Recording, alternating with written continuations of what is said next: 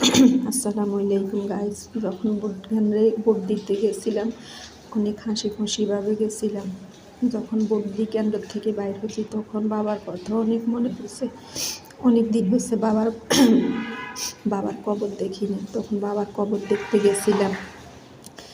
কবরস্থানের যখন পাশে দাঁড়ায় বাবার জন্য দোয়া করছি, বুক ফেটে বাবার লেখার না আসছে।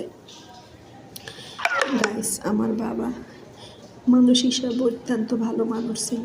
আমার এতটুকু বয়সে আমি কখনো দেখি নাই আমার বাবা কারো ক্ষতি করতে, কারো সাথে ঝগড়া বিবাদ দুই কথা বলতে। আল্লাহ যেন আমার বাবারে জান্নাতবাসী করে, বেহেশতবাসী করে। আমার বাবা অনেক পরিশ্রমের কাজ করি আমাদের খানা আনতো।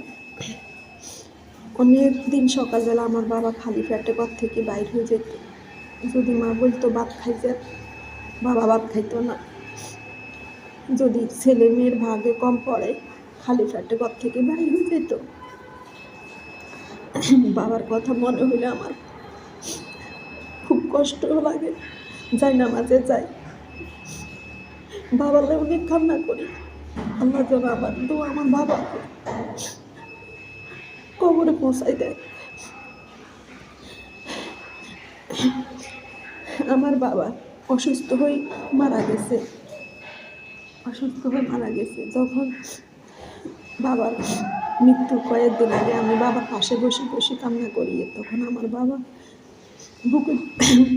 বুকের দিকে আমারে টানে নি, মাথায় হাত দিয়ে বলতো, মারে তুই কান্না করিচ্ছে, তুই বাবার লাই অনেক কষ্ট করছ, এই ফ্যামিলিতে অনেক কষ্ট করছ। কোনো বড় ছেলে হয়ে এরকম করে না, তুই মেয়ে হয়ে যতটুকু করছ। তোর কাছে বাবার একটা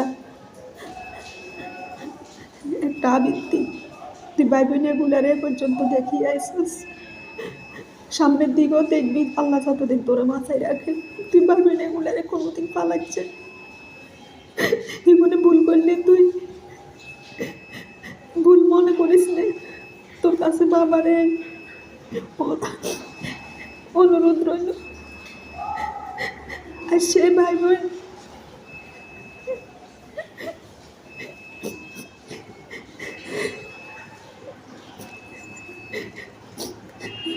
মনে উঠলে অনেক কষ্ট লাগে।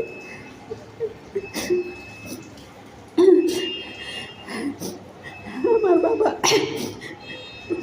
আমার বলে, মারে আমি বাবা হয়তো কিছু করতে পারি না, বাবা মনে করে